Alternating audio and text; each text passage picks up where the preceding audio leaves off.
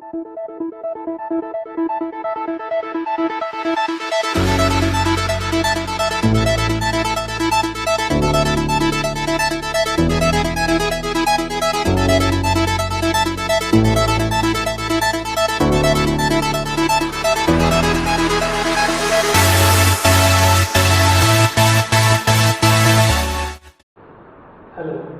today we are going to discuss very important topic of corrosion, that is how to protect metal from corrosion. हम आज इस chapter में सीखेंगे कि हम मेटल को corrosion से कैसे प्रोटेक्ट करें। इसके लिए हमने देखा कि corrosion के बहुत सारे इफेक्ट को हमें सामना करना पड़ता है कि अगर मेटल को corrosion हो जाए तो हमें बहुत सारे लॉसेस होते हैं। तो हमारे लिए ये ज़रूरी है कि हम इस बात को जानें कि हम आखिर इस corrosion से बचे कैसे। तो कुछ मेथड्स के बारे में पढ़ते हैं, जैसे कि हो गया गैल्वेनाइजेशन, टीनिंग, सेरेडाइजिंग और मेटल प्लेटिंग। ये बेसिकली 4 इंपॉर्टेंट मेथड्स हैं मेटल को प्रोटेक्ट करने के लिए। ठीक है, आज हम इसके बारे में डिस्कस करेंगे। सबसे पहले जिसके बारे में डिस्कस करने जा रहे हैं वो है हमारा गैल्वेनाइजिंग प्रोसेस, जिसे हम करते हैं गैल्वेनाइजेशन। पहले इस बात को जानना है कि आखिर ये गैल्वेनाइजेशन होता क्या है, व्हाट इज गैल्वेनाइजेशन।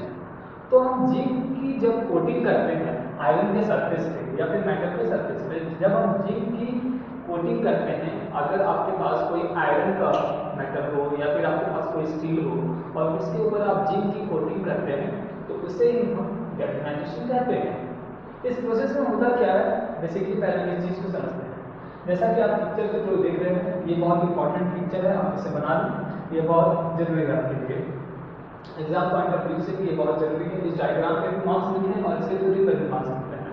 तो हम इस डायग्राम को पहले समझते हैं। बेसिकली इसमें होता क्या है कि जैसे इस प्रोसेस को मैंने फिगर से शो किया है, इसमें होता क्या है कि सबसे पहले आप देख रहे हैं कि अगर आपके पास कोई स्टील का कंटेनर है, ठीक है, आप क्या करते हैं इस स्टील के कंटेनर को या फिर अगर आपके पास कोई आयरन का कंटेनर है उसे आप इस डायरेक्ट एस्प्रेसो में डिसॉल्व करते हैं एट 60 to 90 डिग्री सेल्सियस। हम इस डायरेक्ट एस्प्रेसो में डिसॉल्व क्यों करते हैं, तो हम इसे इसलिए डिसॉल्व करते हैं किसी भी स्टील आर्टिकल को या फिर आपके पास अगर आयरन का आर्टिकल को, ताकि जब आप इसे डिसॉल्व करें तो क्या हो जाए कि इसके ऊपर मेटल के ऊपर जो भी डस्ट हो, जो भी इम्प्यूरिटीज हो वो रिमूव हो जाए। ठीक है, आप क्या करते हैं कि आपके पास अगर कोई मेटल का सरफेस है, आप इसमें इसे डिसॉल्व करते हैं, तो जब आप इसे इसमें डिसॉल्व करते हैं तो इसके ऊपर जो भी इम्प्यूरिटीज होते हैं, जो भी डस्ट होते हैं, वो रिमूव हो जाते हैं और इस प्रोसेस को हम कहते हैं पिकलिंग प्रोसेस। क्या कहते हैं, पिकलिंग। ठीक है, मतलब आपने क्या किया, फर्स्ट स्टेप में आपने स्टील को लिया, इस स्टील को आपने इस डाइलेक्ट्रिक एस्प्रेसो में डिसॉल्व किया। जब आप इस स्टील को डाइलेक्ट्रिक एस्प्रेसो में डिसॉल्व करते हैं तो मेटल के ऊपर जो भी इम्प्यूरिटीज होते हैं वो क्या हो जाते हैं, रिमूव हो जाते हैं। इस प्रोसेस को हम कहते हैं पिकलिंग प्रोसेस। ठीक है, इसमें आप इसे 10 से 20 मिनट तक के लिए या 15 से 20 मिनट तक के लिए रखते हैं। ठीक है, अब अगला प्रोसेस क्या है, अगला प्रोसेस में हम क्या करते हैं, हम इसे वॉश करते हैं वॉशिंग बाथ में। जब हम इसे वॉश करते हैं वॉशिंग बाथ में, ठीक है, तो इसे फिर हमें क्या करना पड़ेगा, ड्राई करना पड़ेगा। तो हम ड्राई चैम्बर के थ्रू इसे हम क्या करते हैं, ड्राई करने का काम करते हैं। ठीक है, जब हम इसे ड्राइंग चैम्बर में ड्राई करते हैं तो उसके बाद फिर हम इसे क्या करते हैं, फिर हम इसे जिंक कोटिंग के लिए ले जाते हैं। तो हम जिंक कोटिंग के लिए क्या करते हैं, इसे हम मॉल्टेन जिंक में डिसॉल्व करते हैं और इस जगह पे हम क्या करते हैं, NH4Cl का यूज करते हैं, जो कि एक फ्लक्स की तरह काम करता है।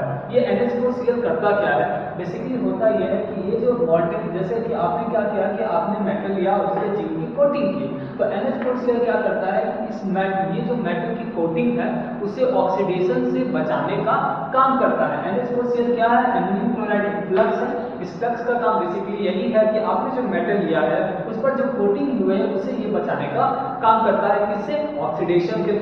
ठीक है, और एट लास्ट हम क्या करते हैं, इसे पेयर ऑफ हॉट रोलर से पास कराते हैं। ठीक है, इससे क्या होता है, इससे ये होता है कि लास्ट में जो भी जिंक एक्सेस है, जो भी मान लीजिए कि आपने क्या किया, जिंक की कोटिंग की और अगर उस कोटिंग में क्या हो गया, जिंक का अमाउंट जो है बहुत ज्यादा एक्सेस हो गया, तो हमारे लिए ये जरूरत पड़ती है कि ये जो एक्सेस अमाउंट है उसको क्या करें, रिमूव कर दें। तो इसे हम क्या करते हैं, एक्सेस जिंक को हम इस जगह पे रिमूव करते हैं। उसके बाद लास्ट में हम इसे एनालिटिक चैम्बर के पास ले जाते हैं और एनालिटिक चैम्बर पे जाने पर क्या होता है कि हमारा जिंक जो है बहुत अच्छे से मेटल के ऊपर क्या हो जाता है, कोटेड हो जाता है। ठीक है, मतलब क्या होता है कि जब हम आपके पास जो जिंक का हमने देखा कि थर्ड स्टेप में जिंक की कोटिंग हो गई, तो हम इसे क्या करते हैं, पेयर ऑफ हॉट रोलर से पास कराते हैं।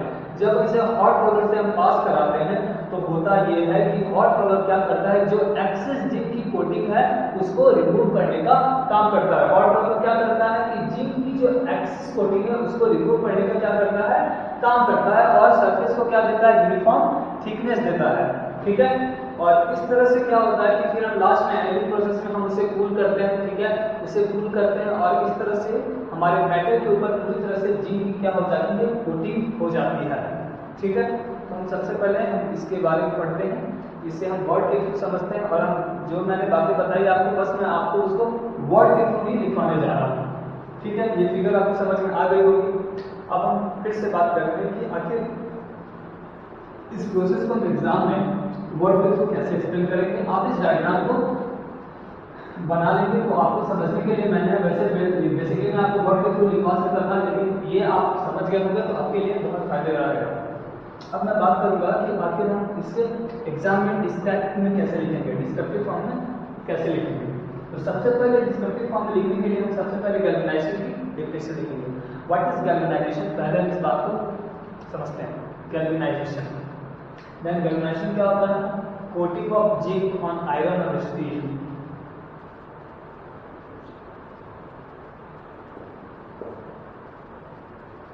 Coating of zinc on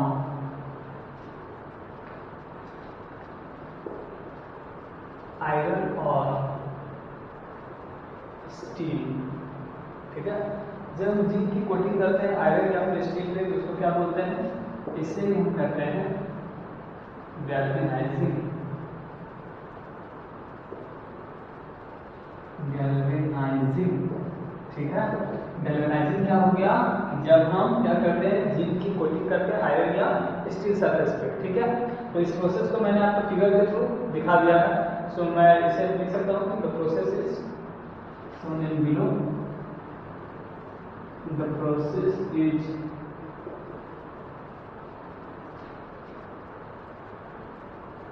shown in, ठीक है, आप अगर फिगर को नीचे बनाएंगे थ्योरी में लिखने के बाद मैं लिख सकता हूँ कि the process is shown in below figure.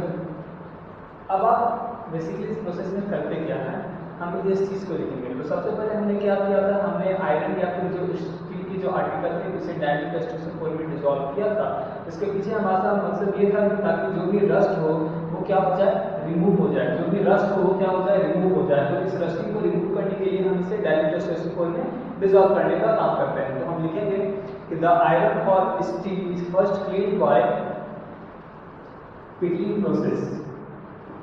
The iron or steel is first, the iron or steel is first cleaned by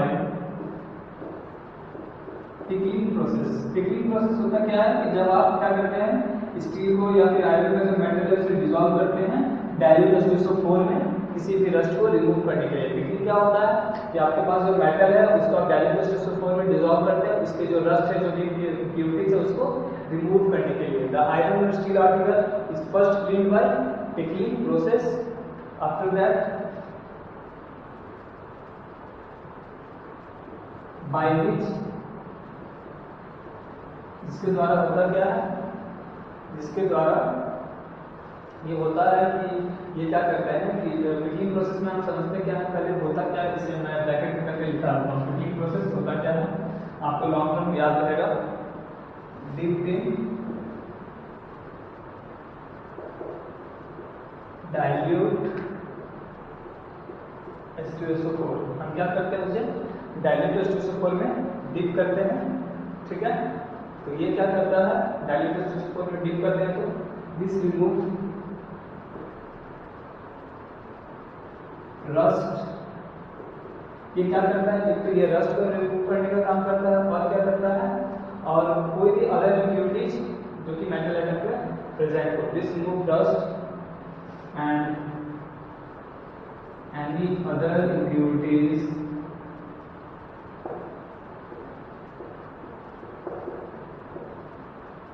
any other impurities present on matter.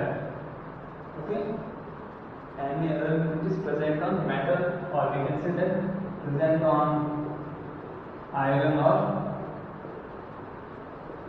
Steel. ठीक है, अब हम क्या करते हैं, अब हम इससे ड्राई चैम्बर में ले जाते हैं. ड्राई चैम्बर में हम इसे सुखा देते हैं अच्छे से. ठीक है, उसके बाद हम इसे क्या करते हैं, उसके बाद इस सरफेस जो सॉल्यूशन का जो सरफेस जो रहता है इसका, इसको हम कवर कर देते हैं अमोनियम क्लोराइड से. हमने देखा था कि हमारे पास जो चैम्बर था उससे हमने अमोनियम क्लोराइड के सरफेस से कवर कर दिया था. वो फ्लक्स की तरह काम करता है. फ्लक्स की तरह काम करता है कहने का मतलब यह है कि अगर आप इसमें क्या करेंगे कि जब इसे मॉल्टन जिंक में डिप करेंगे तो फ्लक्स क्या करता है, उस मेटल के ऑक्सीडेशन को रोकता है.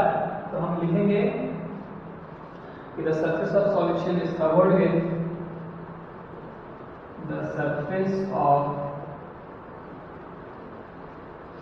the surface of solution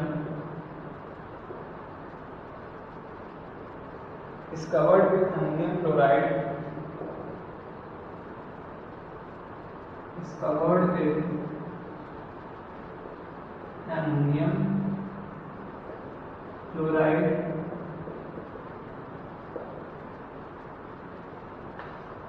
to form oxide formation.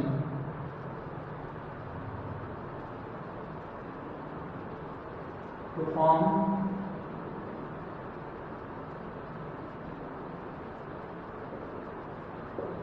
Oxide formation. ठीक है, यहाँ तक लिखने के बाद हम अगला प्रोसेस जो लिखेंगे वो क्या होगा कि उसके बाद हम क्या करते हैं, जिंक को कोट करते हैं. तो मैं अब इसे मिटा करके इसके अगले प्रोसेस को लिखने जा रहा हूँ कि अब हम क्या करते हैं, अब हम जिंक की कोटिंग करते हैं मेटल सरफेस पे. ठीक है, और NH4Cl फ्लक्स की तरह काम करता है जो उससे ऑक्सीडेशन को बचाता है. ठीक है, तो हम ऐसे लिखेंगे अब कि zinc is now coated, now zinc is coated on metal surface. So we can say that the zinc coated article is passed through hot roller. The zinc coated particle, okay,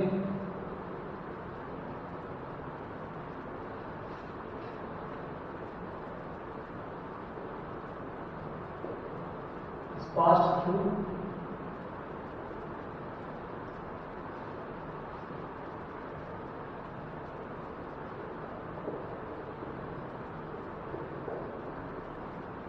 hot rollers. Zinc coated particle को हम hot roller से पास करते हैं, जो क्या करता है, जो एक्सेस जिंक को रिमूव करने का काम करता है. Hot rollers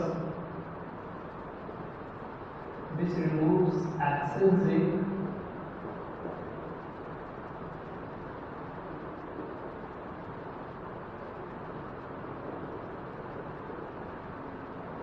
present on iron और स्टील. ठीक है, इसके बाद फिर क्या करते हैं, और इसके बाद फिर क्या करते हैं, वो क्या करते हैं, उसे यूनिफॉर्म थिकनेस प्रोवाइड करते हैं. और एट लास्ट हमारा जो प्रोसेस था वो एनीलिंग प्रोसेस था. Then it is annealed and gradually cooled and rolled. Then it is annealed करने का मतलब है कि हम उसे क्या करते हैं, हॉट चैम्बर से पास करते हैं 650 डिग्री सेल्सियस पे, जो कि मैंने फिगर में शो किया हुआ है आपको. Annealed, okay, then it is annealed and gradually cooled and rolled, and gradually cooled and rolled. ठीक है, ये हुआ हमारे गैल्वेनाइजेशन प्रोसेस. पूरी तरह से यहाँ पर कंप्लीट हो गया. अब हम बात करते हैं कि इसकी एडवांटेजेस क्या होती है और इसकी डिसएडवांटेजेस क्या होती है. इसके बारे में हम बात करते हैं कि what are the advantages of galvanisation process.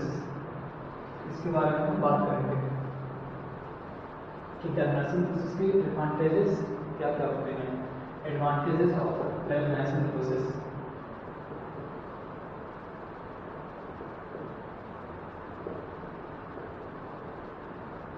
Advantage of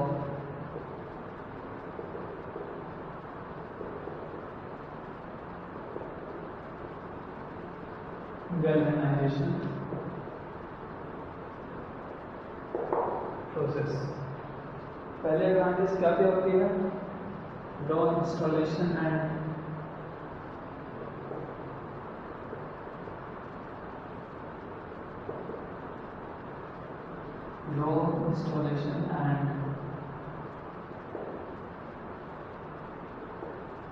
maintenance cost.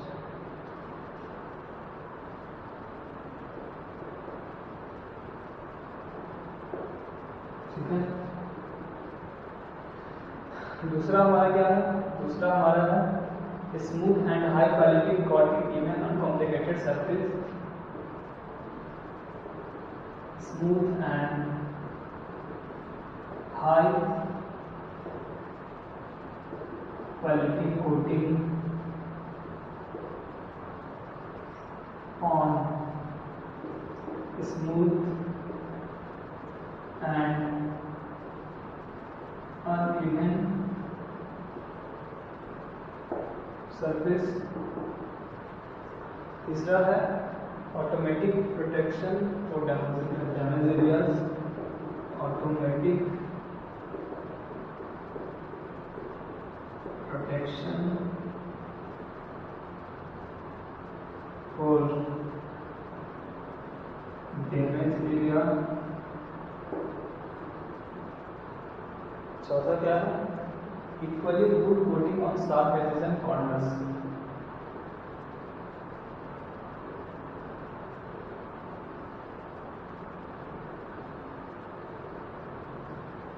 on sharp edges and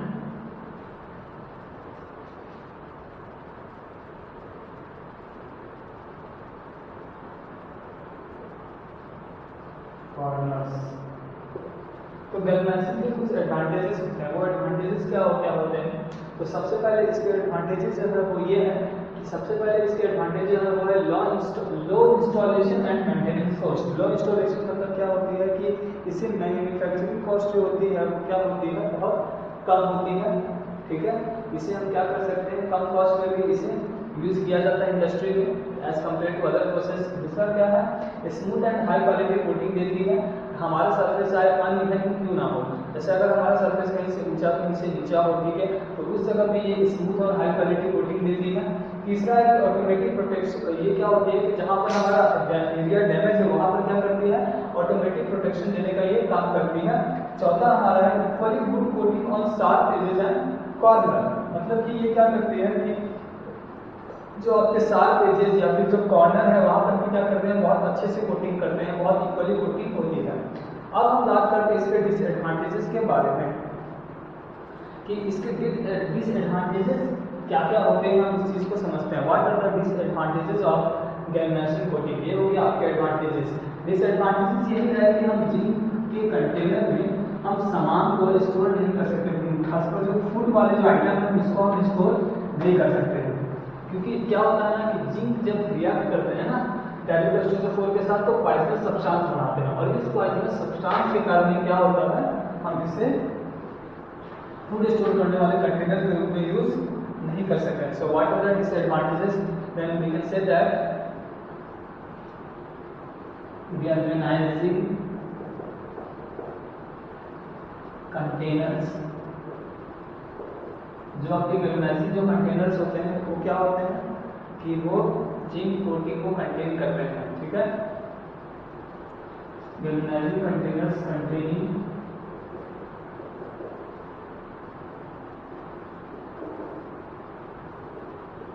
zinc coating. ठीक है, इसके बाद फिर क्या होता है, इस केस में क्या होता है कि जिंक को हम डिसॉल्व करते हैं डाइल्यूट एसिड में, जो कि क्या बनाता है, पॉइजनस कंपाउंड बनाता है।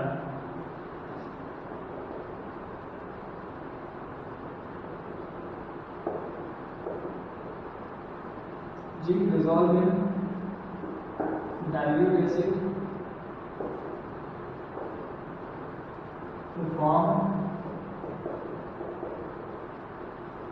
whiteness कंपाउंड, क्योंकि जिंक क्या होता है कि जब उसे डाइल्यूट एसिड में डिसॉल्व करते हैं तो वो क्या करता है, वाइटनेस कंपाउंड बना देता है, ठीक है, जो कि क्या करेगा, फूड स्टफ को भी पॉइजन करने का काम कर देगा। दिस विल पॉइजन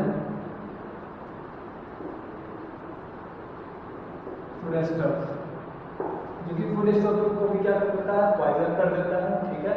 और इस तरह से क्या बोलते हैं कि गैल्वेनाइज्ड कंटेनर का हम लोग यूज नहीं करते हैं फूड स्टफ को स्टोर करने के लिए। Hence, it is not used to store food stuffs, ठीक है। तो बेसिकली ये हमने देखा कि ये एडवांटेजेस और disadvantages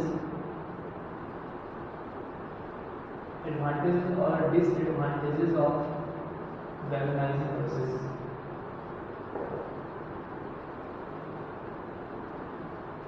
disadvantages of galvanisation process. अब हम एक अगले प्रोसेस के बारे में बात करते हैं, टीनिंग के बारे में। टीनिंग क्या होता है कि टीनिंग बेसिकली ऐसा प्रोसेस होता है जैसे कि गैल्वेनाइजेशन में हमने क्या किया, जिंक की कोटिंग की, तो टीनिंग में हम क्या करते हैं, टीन की कोटिंग करते हैं स्टील के सरफेस पे। पहले मैं आपको इसका फिगर बना देता हूँ और इस फिगर के थ्रू मैं आपको हर कुछ समझा दूंगा तो टीनिंग प्रोसेस में क्या होता है, उसके बाद हम इसे वर्ड के थ्रू समझने। अब हम बात करते जा रहे हैं टीनिंग प्रोसेस के बारे में। टीनिंग प्रोसेस होता क्या है, तो ये ऐसा प्रोसेस है जिसमें हम क्या करते हैं, टीन की कोटिंग करते हैं। पिछले क्लास में गैल्वेनाइजेशन में हमने जैसे जिंक की कोटिंग की थी, इस प्रोसेस में हम टीन की कोटिंग करते हैं। तो टीन की कोटिंग हम बेसिकली करते कैसे हैं, इस बात को समझते हैं। तो टीन की कोटिंग करने के लिए हम क्या करते हैं कि जैसा कि आपने गैल्वेनाइजेशन प्रोसेस में देखा कि हम क्या करते हैं, पहले मेटल को डाइल्यूट एस्टोसोफोर में डिसॉल्व करते हैं। तो उस तरह से हम क्या करेंगे, मेटल को डाइल्यूट एस्टोसोफोर में डिसॉल्व करेंगे। जैसे आपके पास जो भी आर्टिकल है, जैसे आपके पास स्टील शीट है, तो आप स्टील शीट को क्या करोगे, आप स्टील शीट को डाइल्यूट एस्टोसोफोर में डिसॉल्व करोगे। जब आप उसे डाइल्यूट एस्टोसोफोर में डिसॉल्व करते हैं तो जो भी इम्प्योरिटी जो है वो मेटल में होती है, जो स्टील की होती है, वो बाहर आ जाती है ना, उसे हम कहते हैं थिकनिंग प्रोसेस। उसके बाद फिर हम इसे क्या करते हैं, फ्लक्स में डालते हैं। तो फ्लक्स में जब हम पास कराते हैं तो इस केस में जो हमारा फ्लक्स होता है वो होता है जिंक क्लोराइड, जो कि क्या करता है, फ्लक्स की तरह काम करता है। फिगर में आपको गैल्वेनाइजिंग प्रोसेस में मैं दिखा चुका हूँ, वो जैसे फ्लक्स कंटेनर होता है वैसा ही इसमें भी एक फ्लक्स कंटेनर होगा, और वो जो फ्लक्स कंटेनर होगा वो होगा जिंक क्लोराइड का। और ये जो जिंक क्लोराइड का जो कंटेनर होता है वो फ्लक्स की तरह होता है, ठीक है। और ये जो फ्लक्स क्या करता है, ये फ्लक्स जो है वो वो जो फ्लक्स होता है वो टीन को हेल्प करता है कि वो क्या कर सके, स्टील के साथ एडहर हो सके, टीन के साथ क्या कर सके, चिपक सके अच्छे से। इस केस में फ्लक्स हमारा क्या करता है, फ्लक्स का काम यह है कि वो टीन को इस काबिल बनाता है कि वो क्या कर सके, स्टील के साथ चिपक सके। और उसे हम फिर पास करते हैं, वो जो स्टील का जो मेटल होता है उसे हम पास करते हैं पाम ऑयल से। ये जो पाम ऑयल होता है ये क्या करता है, ये पाम ऑयल बेसिकली ये करता है कि आपने जब क्या किया कि जब टीन को उस स्टील के साथ जब एडहर किया, चिपकाया, तो आप उसे फर्दर ऑक्सीडेशन से बचाने के लिए इस पाम ऑयल से पास कराते हैं, ठीक है। अब जब आप उसे जो क्या करते हैं, पास कराते हैं पाम ऑयल से, ठीक है, तो आप उसको क्या करते हैं, फर्दर ऑक्सीडेशन को बचाने का काम करते हैं। तो ऑक्सीडेशन से जब हम आप इसे बचा लेते हैं, ठीक है, तो उसके बाद हम इसे पास करते हैं किससे, एक मोल्टेन टीन से। इस मोल्टेन टीन से पास करने के बाद हम इसे रोलर से पास करते हैं, और वो रोलर क्या करता है कि इसकी जो फर्दर ऑक्सीडेशन जो होती है वो क्या करते हैं, जो अगर आपने क्या किया, ये काम वाले क्या किया, फर्दर ऑक्सीडेशन को रोका।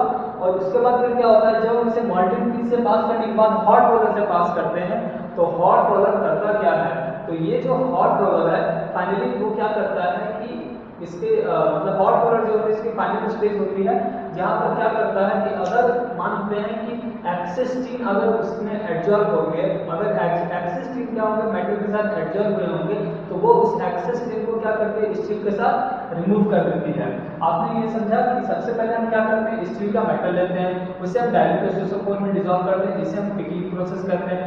वहां पर क्या होता है कि इसके जो भी रस्ट होते हैं या जो भी इम्प्योरिटीज होते हैं मेटल के, वो बाहर आ जाते हैं। दूसरे प्रोसेस में हम क्या करते हैं, दूसरे प्रोसेस में हम उसे ZnCl2 जो कि फ्लक्स की तरह काम करता है, हम उसे वहां डिसॉल्व करते हैं।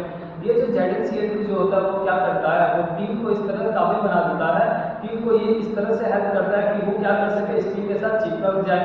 उसके बाद फिर हम क्या करते हैं, हम उसे पाम ऑयल से पास करते हैं।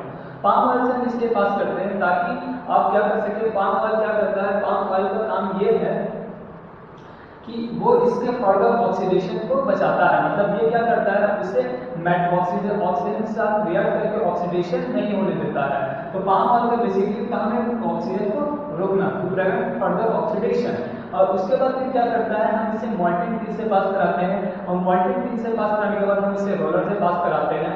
रोलर के पास होता क्या है कि अगर उस मेटल पर एक्सेस टीन एडजॉर्ब हुए होंगे तो वो एक्सेस टीन क्या हो जाते हैं, बाहर निकल जाते हैं। और इस तरह से हमारा क्या होता है कि किसी भी स्टील पर टीन की कोटिंग हो जाती है। ठीक है, तो जो भी मैंने आपको बात बताया मैं बस उसे आपको वर्ड के थ्रू अब लिखवा देता हूँ। ये एग्जामिनेशन पॉइंट से बहुत इंपॉर्टेंट क्वेश्चन है और ये मैक्सिमम टाइम पूछा जाता है दैट व्हाट इज टीनिंग और what are the advantages of tinning. तो इसे मैं आपको लिखवा दे रहा हूँ। सबसे पहले हम बात करें टीनिंग प्रोसेस के बारे में। व्हाट इज टीनिंग, टीनिंग होता क्या है, इसके बारे में हम बात करते हैं। तो टीनिंग हमने जाना क्या होता है। टीनिंग हम क्या करते हैं कि इसमें मेटल को पास करते हैं, जैसे मेटल को हम पास करते हैं, मतलब इसमें हम क्या करते हैं, कोटिंग करते हैं। किसकी कोटिंग करते हैं, टीन की कोटिंग करते हैं। What is टीनिंग,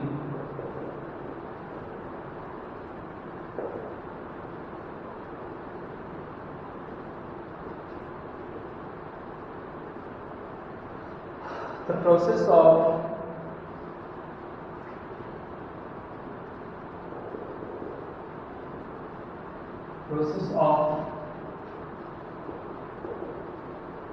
coating tin over iron. The process of coating tin over iron or steel is called tinning. जब हम आयरन और स्टील की कोटिंग करते हैं मेटल सरफेस पे, उसे हम क्या कहते हैं, उसे हम टीनिंग कहते हैं। इसमें हम क्या करते हैं कि स्टील शीट को सबसे पहले हम क्या करते हैं, क्लीन करते हैं डाइल्यूट सल्फ्यूरिक एसिड का यूज करके, और उसके बाद फिर हम क्या करते हैं, इसे हम पास कराते हैं जिंक क्लोराइड फ्लक्स से। सो हम इससे स्टेप बाय स्टेप लिखते जाएंगे। सेकंड प्रोसेस में हम क्या करते हैं, the steel sheet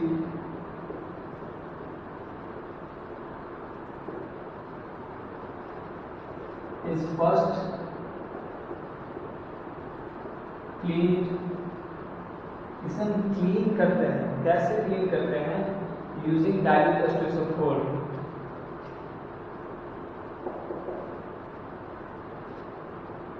using dilute एस्टोसोफोर, जिसे हम क्या करते हैं, इसे हम pickling process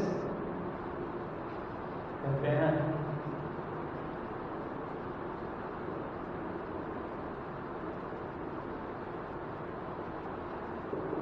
So that all impurity are removed. Third process क्या है, थर्ड प्रोसेस होता है कि इसे हम क्या करते हैं, जिंक क्लोराइड में क्या करते हैं, फ्लक्स करने का काम करते हैं। Then it is passed through, then it is passed through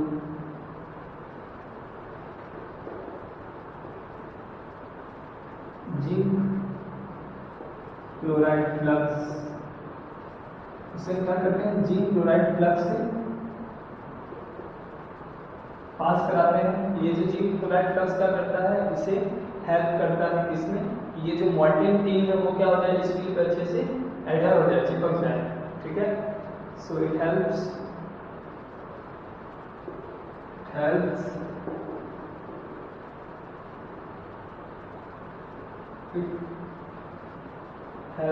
molten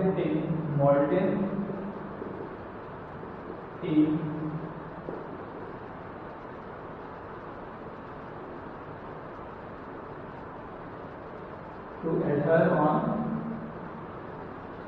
to adhere on metal seat.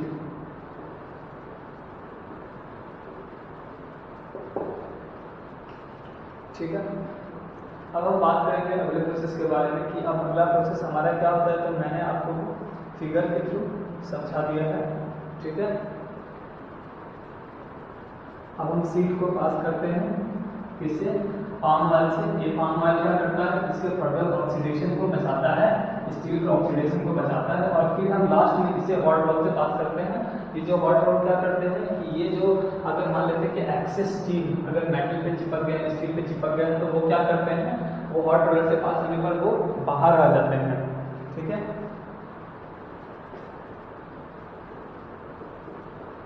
और सीट होते क्या, ये जो सीट जो होते हैं वो क्या होते हैं, seat are pass through, seats are pass through tank. ठीक है, सीट को हम पास करते हैं किससे, टैंक से containing palm oil.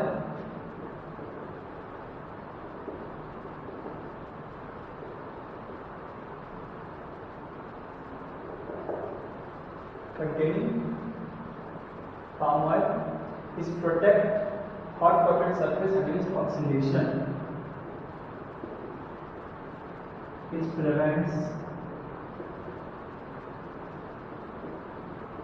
hot coated surface against oxidation. ना अगला हमारा मेथड क्या है, अगला हमारा मेथड है जो आर्टिकल से जिसे हम फाइनली पास करते हैं रोलर से, जहाँ पर ये क्या होते हैं, एक यूनिफॉर्मली थिन फिल्म बनाते हैं और इस तरह से थिनिंग का प्रोसेस हमारा क्या होता है, कंप्लीट होता है। ठीक है, finally the article are pass through rollers, the article are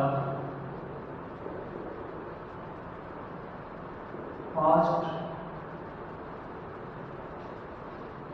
the article are passed through the rollers। Article को क्या करते हैं, आर्टिकल को हम रोलर से पास कराते हैं। ठीक है, तो वो क्या करता है, जहाँ पर एक्सेस पिन जो होते हैं वो क्या होते हैं, एक्सेस पिन जो होते हैं वो क्या होते हैं, रिमूव हो जाते हैं। Where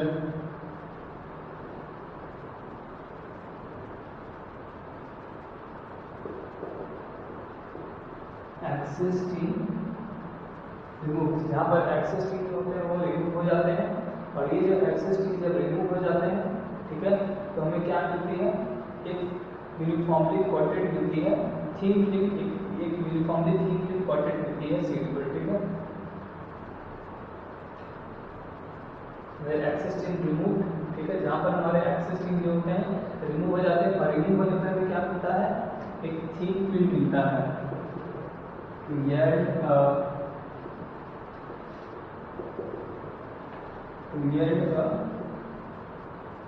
thin film.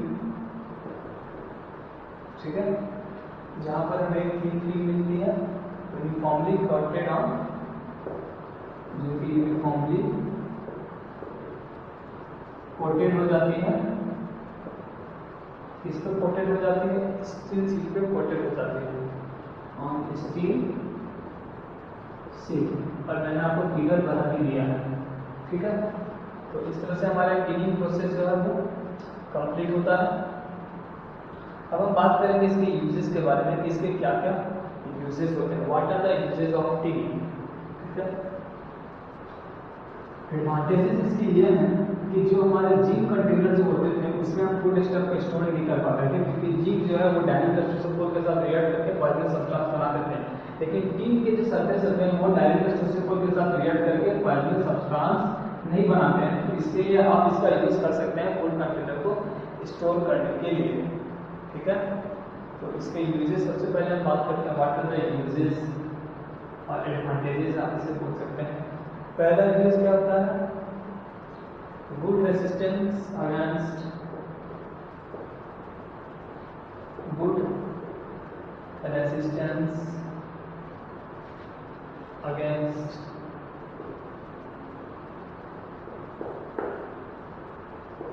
Atmospheric corrosion,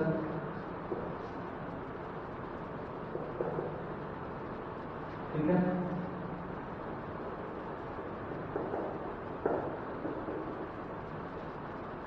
दूसरा उसका यूजेस क्या है?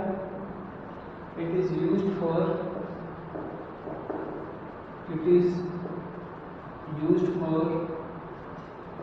Storing food due to its non toxic nature, ठीक है। इसका हम क्या करते हैं? फूड स्टॉक को स्टोर करने के लिए यूज कर सकते हैं, क्योंकि इसकी नेचर क्या होती है? नॉन टॉक्सिक होती है, ठीक है। उसके बाद से फिर ये चीज it is used for making cooking utensils, it is used for making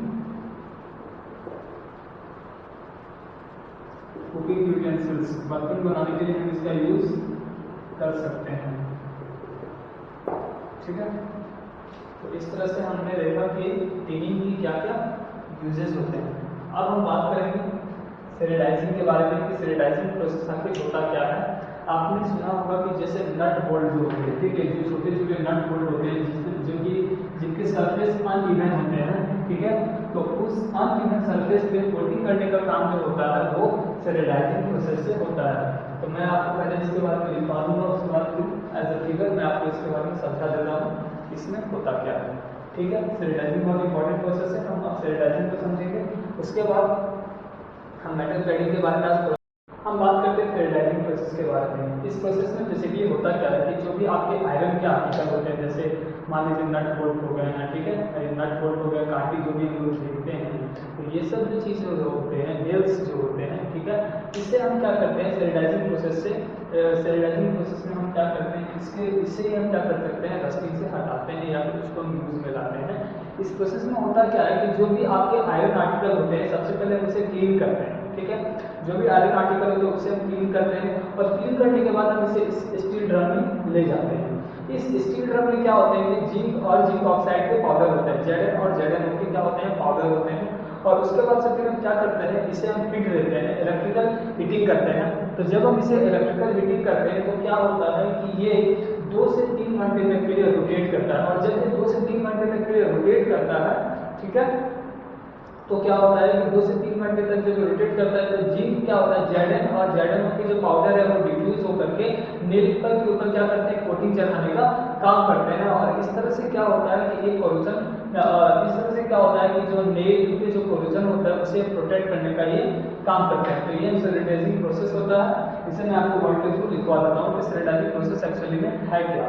तो जो भी अनइवन आयरन आर्टिकल है, जैसे आपके नेल हो गए, नट बोल्ट हो गए, तो उन सबको अगर आपको गैल्वेनाइज करना है या उन सबके ऊपर अगर आपको कोटिंग करनी है तो उसके लिए हम स्टेरिलाइजिंग प्रोसेस का यूज करते हैं। What is sterilising? तो we can say that sterilising is the process, sterilising is a process of, कौन सा प्रोसेस है? It is a process of coating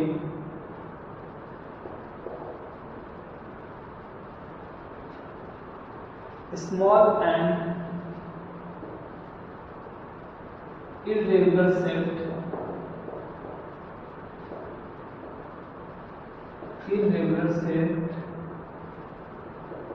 iron article.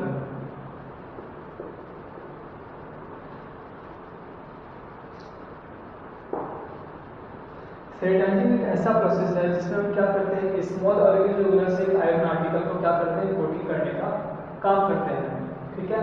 तो इसलिए हम क्या करते हैं और इस तरह से हम क्या करते हैं, किसी कोरोजन से बचाते हैं, ठीक है। So as to protect from corrosion, so as to protect from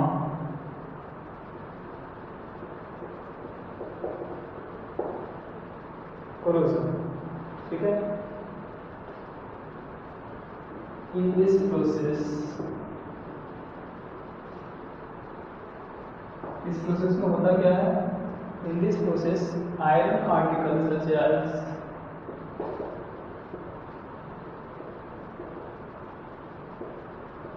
iron articles such as nut bolts, जो भी आपके नट बोल्ट होते हैं, स्क्रू होते हैं, आर फर्स्ट क्लीन। सबसे पहले तो हम क्या करते हैं, सबसे पहले हम इसे साफ करते हैं, ठीक है। और क्लीन करने के बाद फिर हम क्या करते हैं, फर्स्ट आफ्टर क्लीन, ओके। और क्लीन करने के बाद हम इसे क्या करते हैं, इसे हम स्टील ड्रम में ले जाते हैं। Then it is taken to steel drum, ठीक है। अब सीखना यहाँ है कि स्टील ड्रम में होता क्या है। तो आपका जो स्टील का जो ड्रम होता है, ठीक है, उससे आप इलेक्ट्रिकल हीट प्रोवाइड करते हैं और उसमें Zn और Zn ऑक्साइड वैल्यू प्रेजेंट होते हैं। तो जब हम उसे इलेक्ट्रिकल हीट प्रोवाइड करते हैं तो होता क्या है कि 2-3 घंटे के लिए वो ड्रम क्या करते रहता है, रोटेट करते रहता है 380 डिग्री सेल्सियस पे। और उसके बाद फिर क्या होता है कि जिंक जो है वो डिफ्यूज होकर के स्लोली क्या करता है, जो भी आर्टिकल आयरन आर्टिकल रहते हैं उसमें क्या करते हैं, कोटिंग करने का काम करते हैं। So then it is taken to steel drum, हम इसे क्या करते हैं, स्टील ड्रम में ले जाते हैं, ठीक है।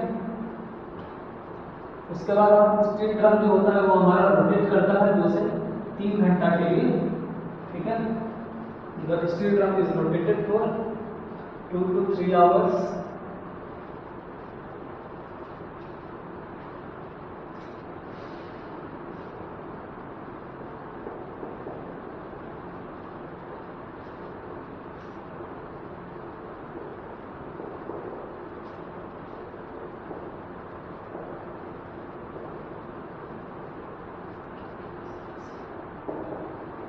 स्टील 2 to 3 आवर्स हम स्टील ड्रम को रोटेट करते हैं 2 से 3 घंटा के लिए। And the temperature is maintain to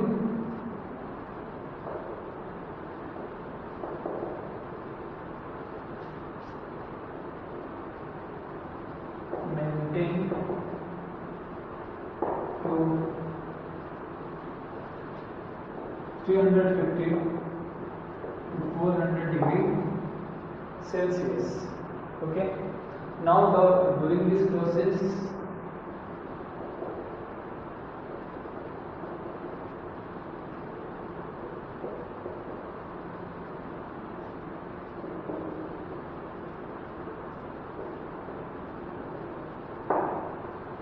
zinc diffuses. इस प्रोसेस में क्या होता है, जिंक डिफ्यूज होता है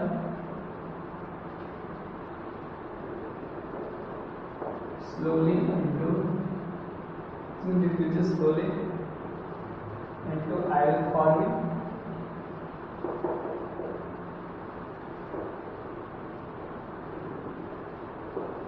FeZn alloy।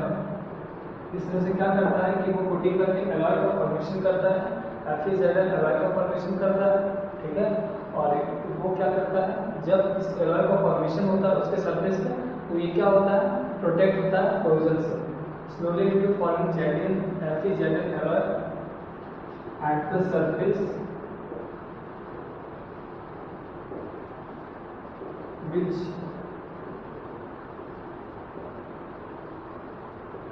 protect it from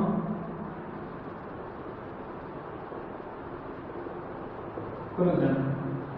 जो इसे क्या करता है, जो इसे कोरोजन से प्रोटेक्ट करने का काम करता है। तो इस तरह से हमारा ये पूरा प्रोसेस रिटायरिंग प्रोसेस कंप्लीट हुआ, ठीक है। अब नेक्स्ट टॉपिक में हम बात करेंगे आखिर मेटल ग्राइंडिंग प्रोसेस क्या होता है, और हम फिर बात करेंगे अगर कोई टॉपिक इसमें स्किप हुआ तो उसके बारे में भी बात करेंगे, ठीक है। तो इस तरह से ये हमारा रिटायरिंग प्रोसेस कंप्लीट हुआ। गैल्वेनाइजेशन में हमने क्या सीखा, गैल्वेनाइजेशन में हमने ये सीखा कि हम क्या करते हैं, जिंक की कोटिंग कैसे करते हैं। टीनिंग में हमने ये सीखा कि हम टीन की कोटिंग कैसे करते हैं। तो गैल्वेनाइजेशन और जिंक में गैल्वेनाइजेशन में और टीनिंग में कुछ डिफरेंसेस भी होते हैं, उसको भी हमको जानना है। गैल्वेनाइजेशन में क्या करते हैं कि जिंक की कोटिंग करते हैं, टीनिंग में क्या करते हैं, जिंक की कोटिंग करते हैं। गैल्वेनाइजेशन का क्या होता है कि हम उसे फूड कंटेनर को स्टोर करने के लिए यूज नहीं कर सकते हैं। उसका सबसे बड़ा कारण मैंने आपको बताया कि गैल्वेनाइजेशन में क्या होता है कि जब हम जिंक मेटल को डिसॉल्व करते हैं डायल्यूट फॉर में, तो उसके साथ रिएक्ट करते हैं और रिएक्ट करके पॉइजनस सब्सटेंस बनाते हैं। और इसलिए जब फूड स्टोर पे उसमें स्टोर करेंगे तो उसे भी वो क्या कर देगा, पॉइजनस बना देगा। लेकिन टीनिंग में ऐसा नहीं होता है। टीनिंग को हम फूड स्टोर करने के लिए यूज कर सकते हैं, ठीक है, क्योंकि वो डाइनिट्रोसल्फोर के साथ रिएक्ट करके पॉइजनस सब्सटेंस नहीं बनाते हैं। स्टेरिलाइजेशन में हमने ये जाना कि अगर आपके पास कोई स्मॉल आयरन आर्टिकल है, अनइवन आयरन आर्टिकल है, और उसको अगर आपको क्या करना है और उस पर आपको क्या करना है, आप उसको कोरोजन से बचाना है, तो आप उसे क्या करते हैं, स्टेरिलाइजिंग प्रोसेस से बचाते हैं, और उसे आप क्या करते हैं, स्टील के ड्रम में ले जाते हैं, वहाँ आप इसे इलेक्ट्रिकल हीटिंग करते हैं, और उस स्टील ड्रम में जेडन और जेडन का पाउडर होता है। जब आप उसे हीट करते हैं तो जेडन और जेडन क्या होते हैं, डिफ्यूज होते हैं, डिफ्यूज होकर के फिर उस पर एलॉय बनाते हैं, और इस तरह से उसे क्या करते हैं, प्रोटेक्ट करने का काम करते हैं। तो इस तरह से हमारा स्टेरिलाइजिंग प्रोसेस क्या हुआ, कंप्लीट हुआ, ठीक है। Thank you. Hello, today we are going to start a very important topic of corrosion, that is metal cladding. हमने corrosion के बारे में पढ़ा, हमने corrosion के बारे में ये जाना कि corrosion क्या होते हैं, कितने टाइप्स के होते हैं, कौन कौन से फैक्टर corrosion को अफेक्ट करते हैं, हमने इन सब चीज़ों के बारे में इस चैप्टर के बारे में जाना। हमने पढ़ा कि हम मेटल को कोरोड होने से कैसे बचा सकते हैं, इसमें हमने वेरियस मेथड्स के बारे में बात की। हमने बात की गैल्वेनाइजेशन क्या होता है, हीटिंग प्रोसेस क्या होता है, उसके बाद से फिर हमने स्टेरिलाइजिंग प्रोसेस के बारे में भी बात की। इलेक्ट्रोप्लेटिंग जो है हम लोग सेमेस्टर 1 में पढ़ चुके हैं कि इलेक्ट्रोप्लेटिंग प्रोसेस के बारे में क्या होती है, कैसे होती है, वो सब के बारे में हमने सेमेस्टर 1 भी पूरी अच्छे से पढ़ लिया था। और एक जो हमारा टॉपिक है मेटल को प्रोटेक्ट करने का, वो है metal cladding. Metal cladding basically है क्या, हम इस चीज को समझते हैं, ठीक है। मेटल क्लैडिंग में हम करते क्या है कि जैसे आपके पास क्या है कि आपके पास एक ये है ड्यूरालिटी, ठीक है, ये क्या है, ये एल्युमिनियम का एलॉय है, ठीक है। तो मेटल क्लैडिंग में इसका क्या यूज है, हम इस चीज को समझते हैं। मेटल क्लैडिंग में बेसिकली होता क्या है, तो मेटल क्लैडिंग में क्या करते हैं कि हम एक मेटल को क्या करते हैं, प्रोटेक्ट करते हैं। एक मेटल एलॉय को क्या करते हैं, प्रोटेक्ट करते हैं। प्रोटेक्ट कैसे करते हैं, प्रोटेक्ट करते हैं जब हम इसे क्या करते हैं, दो मेटल लेयर के बीच में ले आते हैं। मतलब जैसे कि आपने कभी सैंडविच देखा होगा, सैंडविच में क्या होते हैं कि दो ब्रेड होते हैं, और दो ब्रेड के बीच में भी कुछ क्या होते हैं, बीच में कुछ आलू या कुछ भरे हुए होते हैं। तो सैंडविच इस तरह से आपने देखा है। ठीक इस तरह से मेटल क्लैडिंग में क्या होता है, मेटल क्लैडिंग में हम क्या करते हैं कि हम दो मेटल के बीच में, ठीक है, एक नया मेटल को इंट्रोड्यूस करते हैं और उनका क्लैडिंग करते हैं। किस तरह से उनका क्लैडिंग होता है, इस चीज को समझते हैं। मेटल क्लैडिंग, क्लैडिंग का मतलब क्या होता है, क्लैडिंग, ठीक है, क्लैडिंग का मतलब होता है लेयर, मेटल का लेयर, मेटल का लेयर को चढ़ाना। मतलब कि इसमें क्या होता है, मेटल क्लैडिंग में हमारे पास दो मेटल होते हैं, ठीक है, जो कि क्या होते हैं, नॉन कोरोसिव होते हैं। तो क्या होते हैं, नॉन कोरोसिव होते हैं। तो हम क्या करते हैं, in non corrosive metal layer के बीच में एक कोरोसिव मेटल को इंट्रोड्यूस करते हैं, ठीक है।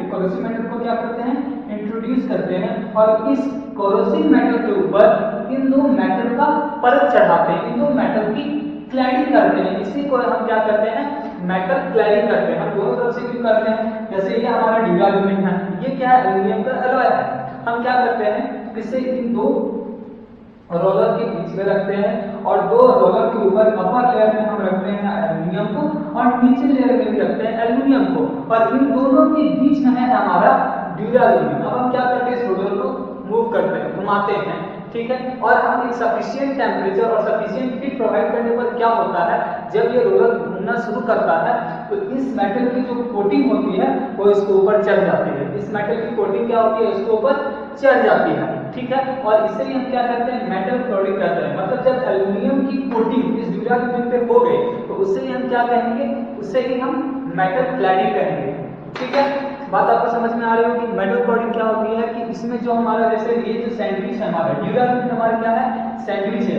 इस सैंडविच को हम दो रोलर के बीच से पास करेंगे, और इन दो रोलर पे क्या होंगे, एल्युमिनियम होंगे, दो रोलर पे क्या होंगे, एल्युमिनियम होंगे, और इस तरह से क्या होगी कि जैसे जैसे रोलर मूव करते जाएगा वैसे वैसे एल्युमिनियम की कोटिंग इस ड्यूराल्यूमिन पे होती जाएगी, और इसी प्रोसेस को हम कहते हैं मेटल क्लैडिंग। इसे क्या कहते हैं, मेटल क्लैडिंग। ये है हमारा रोलर, ये हमारा क्या है, रोलर है, ठीक है, और ये हमारा है सैंडविच मेटल, और इससे हम क्या करते हैं, जैसे जैसे रोलर को मूव करते जाएंगे वैसे वैसे इसकी क्या होगी, कोटिंग ड्यूराल्यूमिन पे होती जाएगी, एल्युमिनियम की कोटिंग ड्यूराल्यूमिन पे होती जाएगी, और इससे क्या होता है, ड्यूराल्यूमिन की स्ट्रेंथ बढ़ती है। और ड्यूराल्यूमिन बेसिकली यूज होता है एरोप्लेन के पार्ट्स में, ड्यूराल्यूमिन यूज किया जाता है। तो इस तरह से मेटल क्लैडिंग एक ऐसा प्रोसेस है जिसमें हम क्या करते हैं कि एक नॉन कोरोसिव मेटल के हेल्प से एक कोरोसिव मेटल के स्ट्रेंथ को बढ़ाते हैं।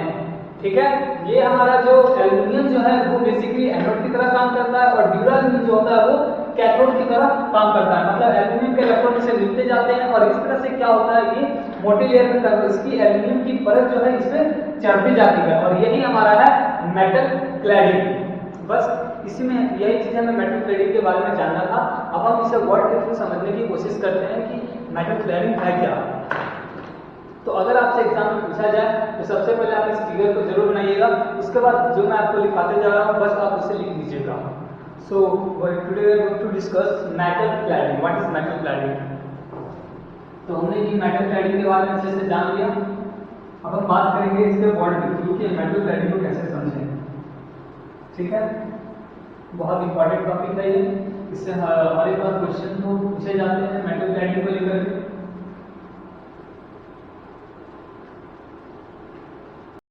तो हमने मेटल क्लैडिंग के बारे में जो भी सीखा अब हम उसे वर्ड के फॉर्म में लिख देते हैं कि मेटल क्लैडिंग बेसिकली होता क्या है। तो ये है क्या कि इट इज अ प्रोसेस, ये एक प्रोसेस है जिसमें क्या करते हैं हम मेटल की क्लैडिंग करते हैं। तो हम लिखते हैं कि it is a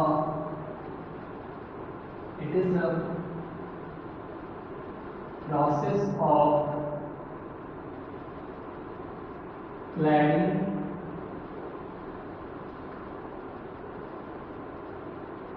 cladding a metal. Okay, it is a process of cladding a metal between two corrosion resistant metal. मतलब आपके पास क्या दो corrosion resistant metal है, ठीक है।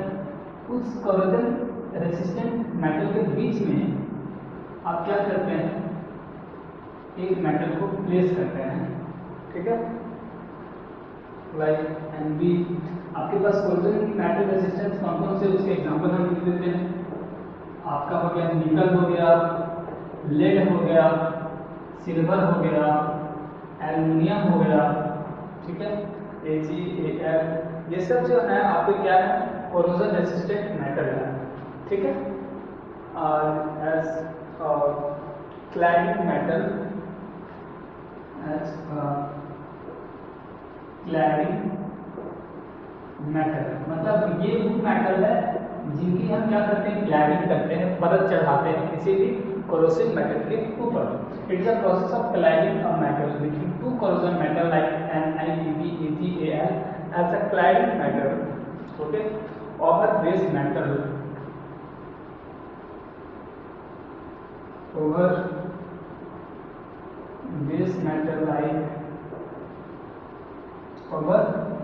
base metal like mild steel, aluminium,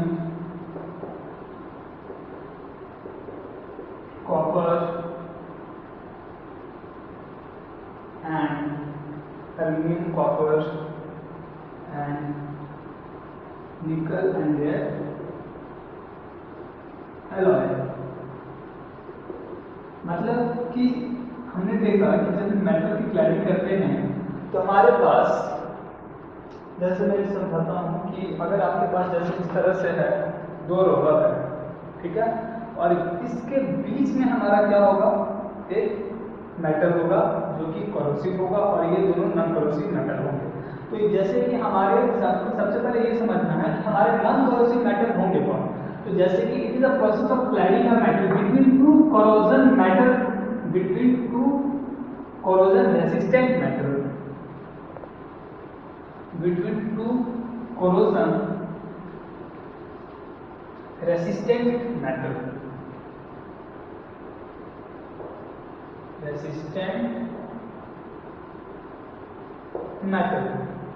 जैसे कि मैं बात करता हूं कि अगर ये है, ये जो है ये है आपका कोरोजन रेसिस्टेंट मेटल, ये आपका क्या है, यही है आपका कोरोजन रेसिस्टेंट मेटल। समझ लेते हैं कि ये कोरोजन रेसिस्टेंट मेटल है, मतलब कोरोजन को रोकने वाला मेटल है। हम इसी के क्या करेंगे, लेयर को चढ़ाएंगे। तो ये जो कोरोजन रेसिस्टेंट मेटल होंगे वो किसके किसके होंगे, ये जो कोरोजन रेसिस्टेंट मेटल होंगे या तो ये निकल के हो सकते हैं, लेड के हो सकते हैं, सिल्वर के हो सकते हैं, एल्यूमिनियम के हो सकते हैं। ठीक है, इनकी हम कोटिंग करते हैं बेस मेटल के ऊपर। बेस मेटल हमारा क्या है, जो कि निकेल के एलॉय हो या फिर एल्यूमिनियम के एलॉय है। ठीक है, जिन्हें कोटिंग की जरूरत है, जो कि रेसिस्टेंट, जो कि कोरोसिव मटेरियल है, तो उस कोरोसिव मटेरियल के ऊपर नॉन कोरोसिव मटेरियल की परत चढ़ाते हैं। उस कोरोसिव मटेरियल के ऊपर नॉन कोरोसिव मटेरियल की परत चढ़ाते हैं। ठीक है, और यही हमारा क्या हो गया, मेटल क्लैडिंग हो गया। ठीक है, एक तो आप इस चीज को समझ गए। अब दूसरा ये, इस प्रोसेस में होता क्या है, व्हाट द प्रोसेस इन्वॉल्व। ठीक है, इस बात को समझते हैं कि इस प्रोसेस में बेसिकली होता क्या है, ये काम किस तरह से करता है, इसमें रोलर का क्या यूज होता है, हम इस चीज को समझते हैं पहले। ठीक है, the process of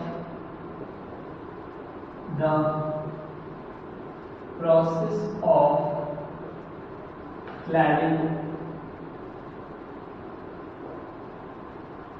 involves arranging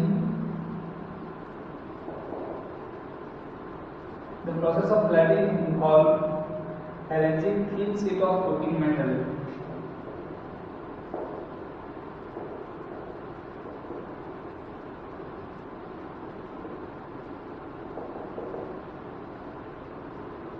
arranging thin sheet of coating metal and base metal sheet in the form of sandwich.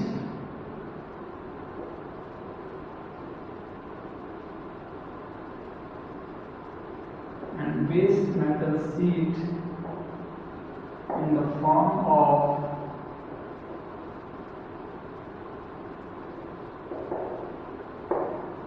sandwich. ठीक है, these are passed through steel roller under heat and pressure. These are passed through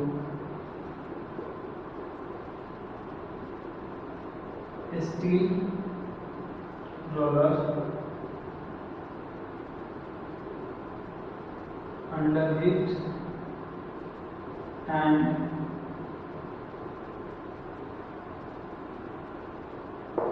pressure. अब समझते हैं metal cladding में basically होता क्या है। तो हमने ये देखा कि हमारे पास दो मेटल रहते हैं, दो नॉन कोरोसिव मेटल, और इनके बीच में हमारा रहता है बेस मेटल, जो कि सैंडविच की तरह काम करता है। अब होता क्या है कि जब ये रोलर क्या करते हैं, मूव करते हैं हाई प्रेशर में, हाई हीट में, तो होता क्या है कि इन मेटल की कोटिंग जो है, इन मेटल की कोटिंग जो हमारा सैंडविच मेटल है, जो हमारा बेस मेटल है, उस पर चढ़ते लगता है, और इस तरह से हमारा मेटल क्लैडिंग का पूरा प्रोसेस काम करता है।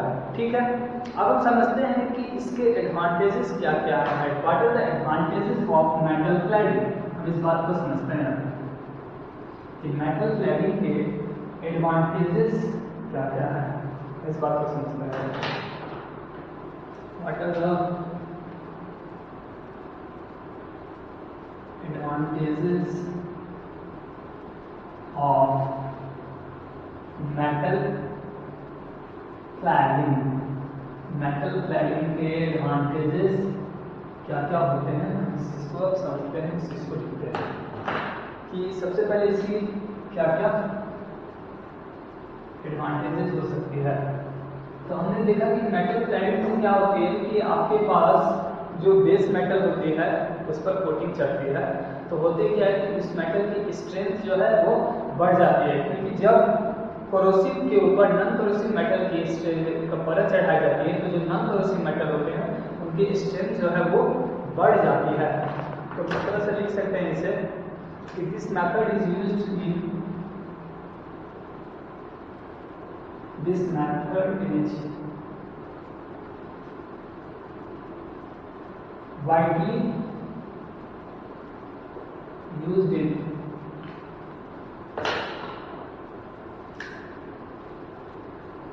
Aircraft industry.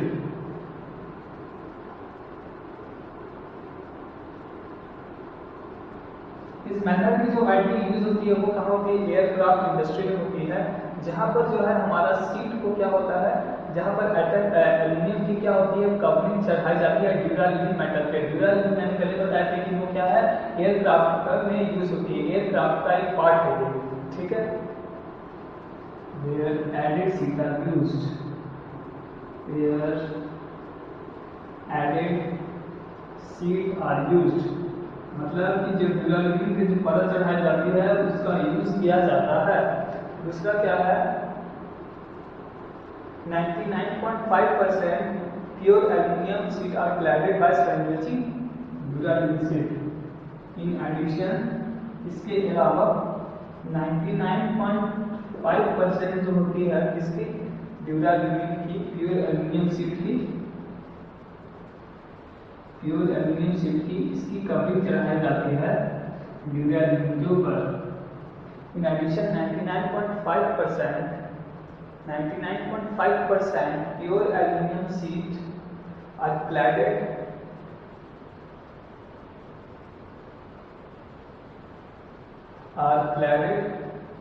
by sandwiching duralumin seat.